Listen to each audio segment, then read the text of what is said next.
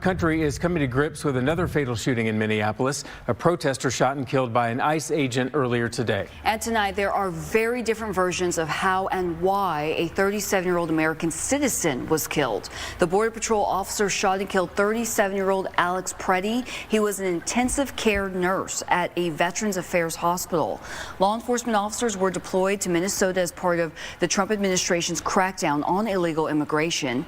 DHS says the man, quote, violently resisted efforts to disarm him, but video appears to show they disarmed the man before shots were fired. The killing sparking new protests today. Minnesota Governor Tim Walz posted on X that he spoke with the White House following, quote, another horrific shooting by federal agents, and wrote that Minnesota has had it and called it sickening.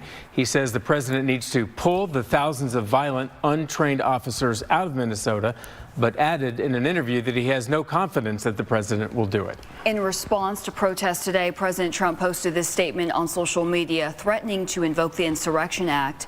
That would allow Trump to deploy military troops to Minneapolis in order to stop the protests.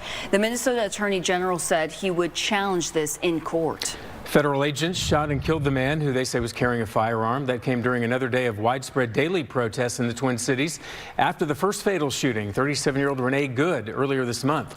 Here's what one witness saw when the border agent opened fire on Pretti. And I looked down, and the guy, he was at the bus stop. It looked like he was going to work because he had a uniform on.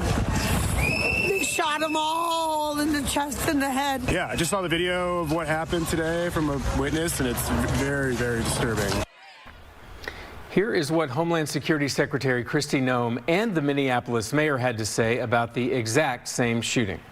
Individuals showed up to impede a law enforcement operation and assaulted our officers. They responded according to their training and took action to defend the officer's life and those of the public around him. I understand that people are experiencing trauma. It makes sense. Our communities have been placed on the very front line, and this has been ongoing now for weeks. It must end. Mayor Frey went on to say that he puts the blame on ICE and Border Patrol.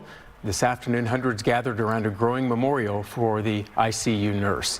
Pretti's family members released a statement tonight. They call him kind-hearted soul, saying he worked as a nurse that made him care about people and was upset over ICE agents being in his home city. They call ICE murdering and cowardly thugs.